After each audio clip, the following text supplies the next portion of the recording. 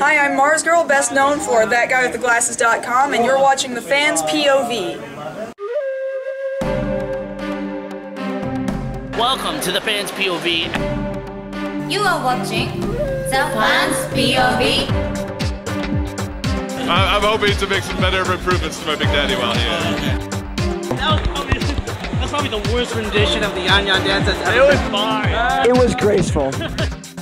And we come and do this in the name of the steampunk community. John, tell us about pre-registration. Tell us about it. I kept getting rickrolled every time I tried to pre-register. Car. Chowder. Oh, this is a hard one. Harvard. Yankees rule. Oh, come on. Come on. You make a sound? It doesn't even make a sound. Oh. Whoa. We're gonna have to clear this area. Cut this interview short. I'm sorry, I don't really know what's going on right now, but... Hello, I'm Freya Mo with The Fans POV here at MAGFest 9, and with me right now is the famous, wonderful, geeky, dorky, sweet Nella. Oh my god, I have so many adjectives. Yes, you do. How are you, Nella? How is your MAGFest going? I am fantastic, and put the fan and like a hyphen between the tastic, and that pretty much sums up my experience this weekend so far. Yeah. So yeah, I'm doing quite well. I'm geeking out. Wonderful. Now, is this your first convention that you've been to that's like music? I know this is kind of different from your typical convention, but is this like the first convention you've been to that's focused on like music and gaming? Not really. My friends actually started a gaming convention up at SUNY New Paltz, a much smaller affair, but same sort of gaming geekery, you know, running around, playing games, making a fool out of yourself sort of thing.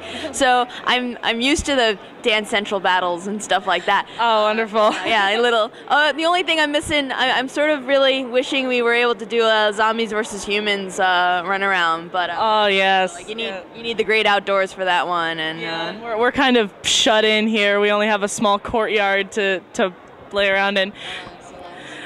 So people know you. You got started with Nostalgia Chick, obviously. You're her best friend, who she tortures constantly, and she sticks cameras in your room and watches you play with My Little Ponies. Which is absolutely not what it's like in real life, I promise. Now, did she come to you and say, you know, I want you in my videos to start doing stuff? Like when did how did you get started doing stuff with her and then eventually branch off on your own? It really began around just before the Christmas episode of where the top most disturbing Christmas songs. Yes. And it was around that point where she really found herself moving away from, I guess you would call it Doug style review, and realizing that that's not her kind of funny, that she doesn't feel that's her strength. So she was trying to think of ways to incorporate people that she, and I quote her, that she thinks are funny, and and making it having more sketches and things as illustrations of the points she's trying to make, and making that how she brings the funny into her reviews. And at that point, she came to like me and Brian, and was like, hey, do you want to, you know, be in this thing, and like we'll do like the scene illustrating how horrific this one song, Please Daddy Don't Get Drunk This Christmas, is, and it'll be fantastic. Brian, you can beat up Nella, you can cry. Like, won't it be great? And of course me and Brian were like, sure. And it started with that, and then Lisa got in on it as well for that video, and then we did like the dance video of then that took forever to film too, because at that point she was in grad school, and that was when we really started having to film whenever she visits, and she tends to visit during the summer and during Christmas break. So we only really have those two windows where we're together and we can like film, like where it's actually side by side, and it's not like and I'm trying to remember who came up with the camera in my room thing, and I think it might have been me, but don't quote me on that. Where it was like, because I was trying to figure out how she could use me more in her reviews, because it was the My Little Ponies thing where it really started the camera thing, because she was like, yeah, I'm doing My Little Ponies and I'm trying to figure out how to make it funnier. And I'm like, dude, I have My Little Ponies in my parents' attic. Do you want me to like take them out and do something with them? I don't know what I'll do with them, but I'll do something. She was like, get those fucking ponies right now. So I had to like run home to my parents' house. So I had to cancel all my plans, get to my parents' house, grab the ponies, film it while I was there. And that's, I think, where I brought in the whole like, is that a camera thing to, you know, just because, you know, she was on the West Coast and I'm on the East Coast, and how else are you going to incorporate that besides, you know, voyeurism? And it kind of, that was, I guess that was where it really became that I would start approaching her with a, hey, what's your next review? I think I could come up with something that you might be able to use. And she would usually send me the script, and then I'd be like, all right, what if I improv like this thing? And she'd be like, film it and send it. I'll see what I can do with it. And that's how that started happening. And then I would say Grease is where it was really like and that's usually what her direction is. It's like she points a camera at me, or she's like, I need you to film 30 seconds of you doing Nella. No, just do something that's you. Just be. Yeah, just be yourself. Be filming it while you're being, and I swear to God, so much, like, even when like we're filming together, like she'll just point the camera at me and be like, so just be Nella. Yes, perfect, but more Nella. No, you're not Nella enough. You need to, and I'm like, serious, but yes,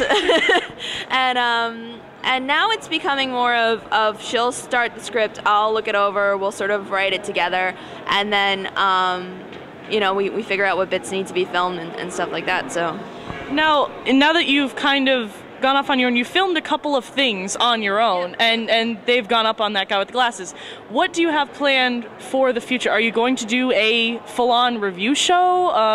What are you going to be doing? I had an idea with calling it Agent Anachronism to play with like 50s, 60s, and 70s TV shows and movies, because that's what I adore to bits. God, I could go on and on forever about things like that, and I figured if I was going to do anything, it would be of that nature. And then the Chatball thing happened, and then I was thinking, oh, maybe I'll do stuff that has to do with like interviewing at geeky things and stuff like that, and making more of a vlog.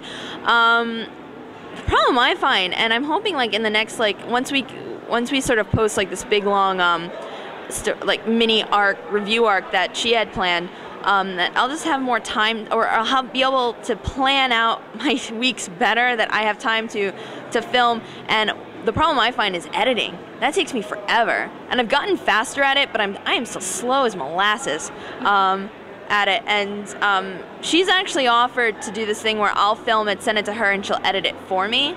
Also because, I mean, she has a much better editing sense than I. Like whenever I edit, I just have trouble cutting things down.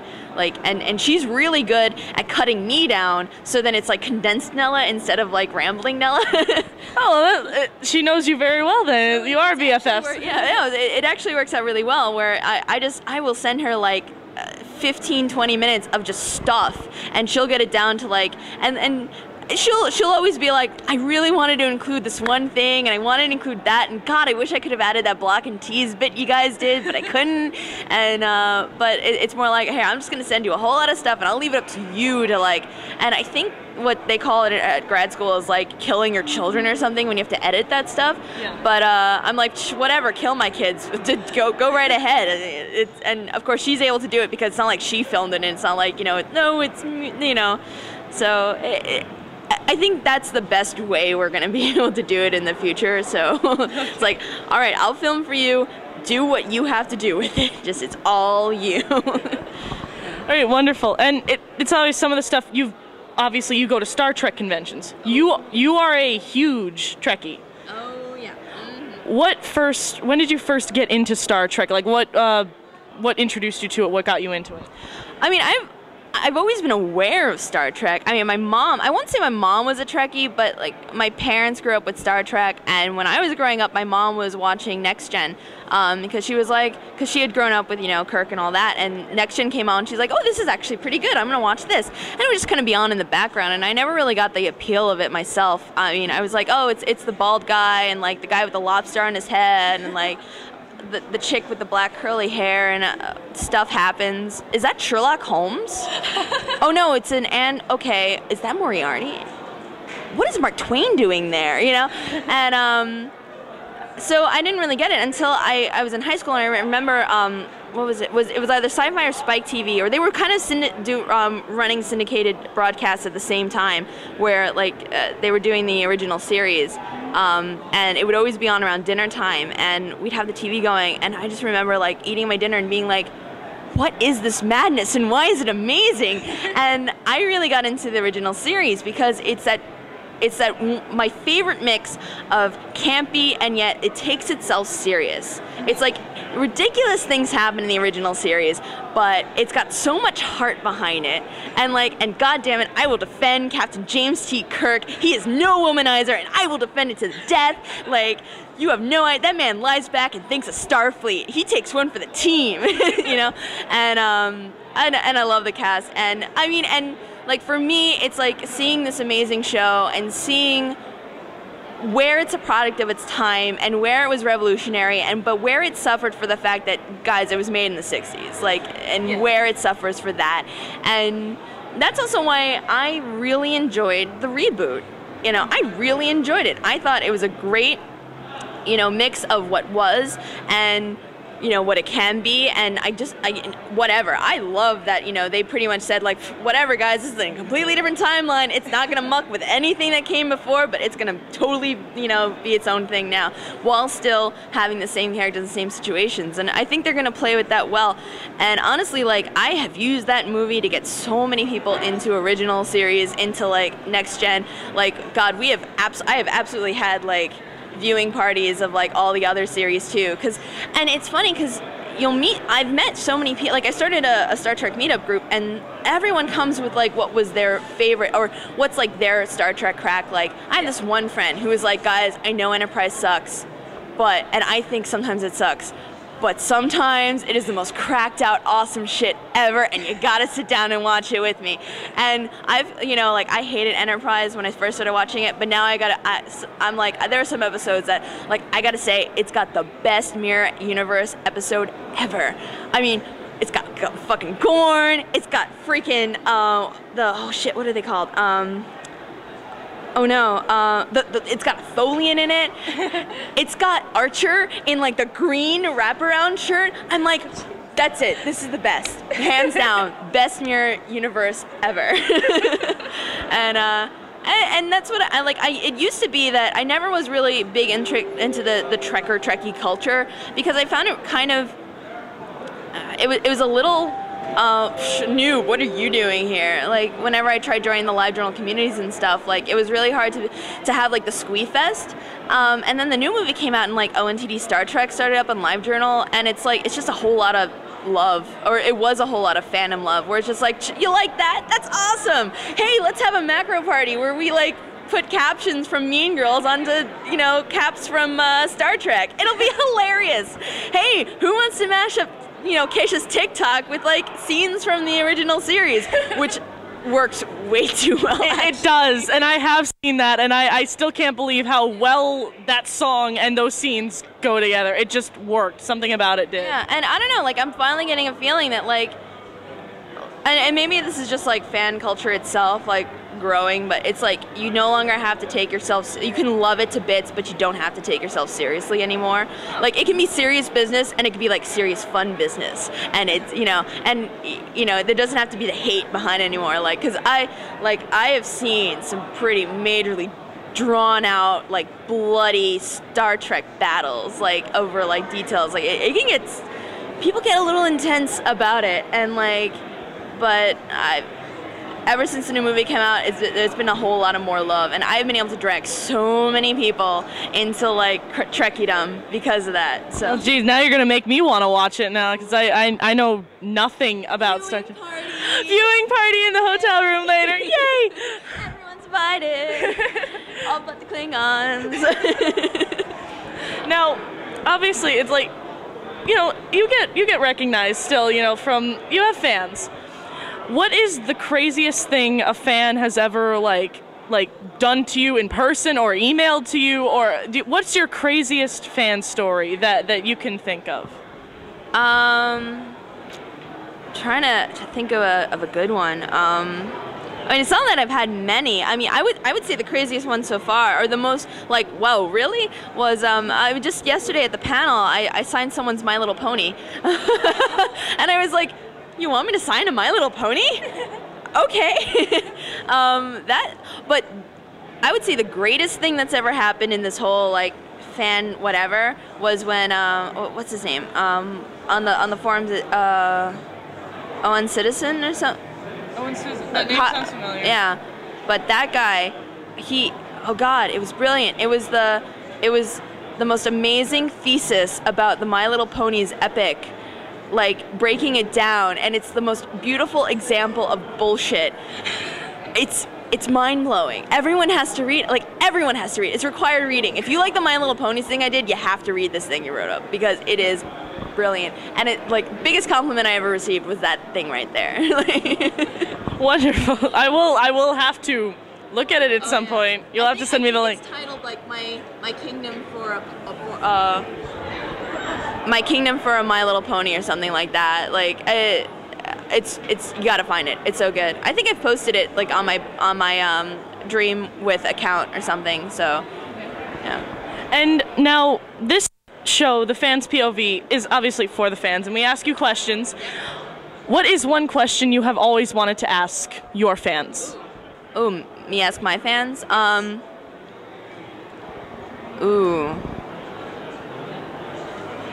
don't know. Why do we write fan fiction about you and chick? Why don't you write more fan fiction? Guys, come on. Sometimes Lindsay and I will be like, oh yeah, they're gonna have fun with this one, and then nothing happens out of it, and we're like, oh, I guess we're just not popular anymore. I mean, well, maybe if you're, I don't know, but though I would love to see more for Block and Tease, but I guess we haven't posted enough of them though. That made me sad. There needs to be more crossovers, guys. Come on. Come on. This is what I do. I sometimes when I think Lindsay can handle it, I'll be like, hey Lindsay, you wanna know what they've been writing lately? And I'll pull it up and I'll be like, so this is one where blah blah blah, and she'd be like, why do you do this to me? And I'm like, payback's a bitch. Come on, it's fun. I'm glad to hear you at least enjoy it, because I'm part of that fan base, so I'm like, It's I get it. It's I'm a fangirl. Come on, I write fan fiction. I haven't been writing it lately, in the last 2 years, but I've been there. I've done that, you know. I've drawn the fan art, you know, and all that stuff. I get it, you know. And it's you guys aren't weird about it. It's not like you're. No, it's well, at least we try not to be. I don't know. They're the characters, and then they're us, and you know, you guys aren't crazy. Is all I'm gonna say. I've kicked around that kink meme. You guys aren't crazy, you know. No. It's all good. So. All right. Glad to know you at least approve of us and what we do, and you encourage it. It was mind-blowing the first time. It was wait, there's fic? And wait, we weren't fic now? Or it's no way, you know? Yahweh. Yeah, Yahweh. Oh, really? Yeah, really? Yeah, so, and it's kind of dude, we weren't fan fiction now. We've reached that, you know? So, yeah. All right, wonderful. Well, thank you for taking the time out to do this interview with me. It's greatly appreciated. My pleasure. Thank you so much.